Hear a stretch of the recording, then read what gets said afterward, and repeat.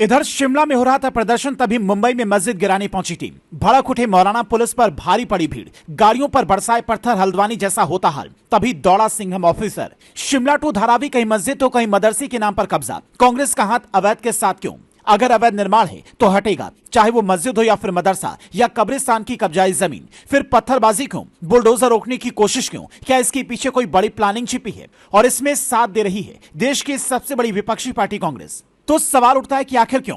तो इसे समझने के लिए आपको धारावी से आई ये नई तस्वीर देखनी होगी, जिसके बाद आप भी यही पूछेंगे कि क्या शिमला से लेकर धारावी तक कोई बड़ी प्लानिंग रची जा रही है। ये तस्वीर मुंबई के धारावी की है। आप साफ देख सकते हैं कि कैसे सैकड़ों की भीड़ सड़कों पर उतरी है। मुंबई नगर निगम के जो अधिकारी बुलडोजर लेकर पहुंचे हैं, उन पर पथराव कर रहे हैं। पहले महिलाओं को आगे कर धरना दिलवाते हैं। एक मौलाना बाकायदा अनाउंसमेंट कर कहता है, बातचीत हो रही है, गाड़ियां साइड कर लीजिए।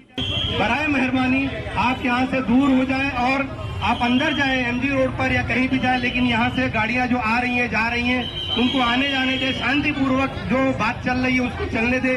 जो भी उसका रिजल्ट आएगा हम उसका स्वागत करेंगे। आप सभी से मेरी गुजारिश है कि आप शांति बनाए रखें। शुक्रिया।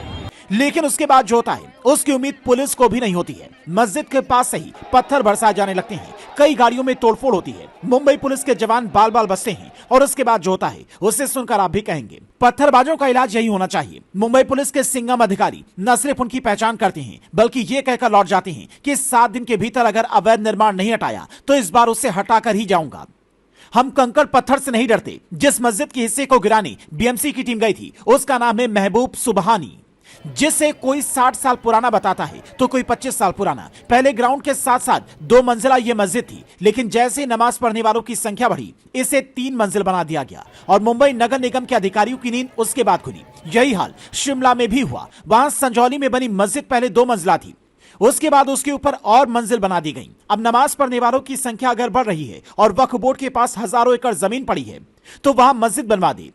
वो क्यों नहीं बनवाता? क्या वक्फ बोर्ड सिर्फ हिंदू मंदिरों, गांवों और उनकी जमीनों पर दावा ठोकने के लिए है? यही सवाल आज देश का हर सनातनी पूछ रहा है। और बात यहां तक बढ़ चुकी है कि शिमला में लोग वक्फ बोर्ड बंद करने की मांग को लेकर सड़क पर उतर आए हैं।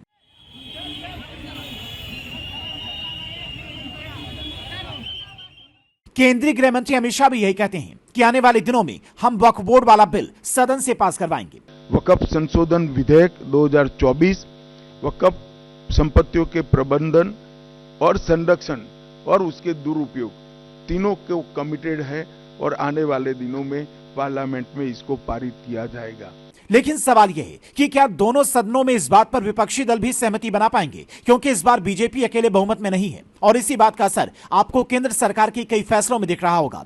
जब लेटरल एंट्री से लेकर यूनिफॉर्म सिविल कोड तक पर सरकार को यूटर्न लेना पड़ा, इसी बात का फायदा विपक्षी पार्टियां जमकर उठा रही हैं। ऐसी खबरें मीडिया में सामने आई हैं कि हिमाचल की सुक्खू सरकार उस अवैध निर्माण को हटाना चाहती है, लेकिन दिल्ली से हाईकमान का कहना है कि इस तरीके के फैसले से पार्टी की सियासत पर असर पड़ेगा। यहां तक कि सुक्खू सरकार के जिस मंत्री ने संजौली मस्जिद का मुद्दा उठाया था, उनकी भी क्लास लगी है और उनका मंत्री पद जा सकता है। ऐसा दावा कई बड़े नेता कर चुके हैं, जिसके बाद से हर कोई यही पूछ रहा है कि राम मंदिर का विरोध करने वाली कांग्रेस का हाथ क्या अवैध निर्माण और मस्जिद के साथ है।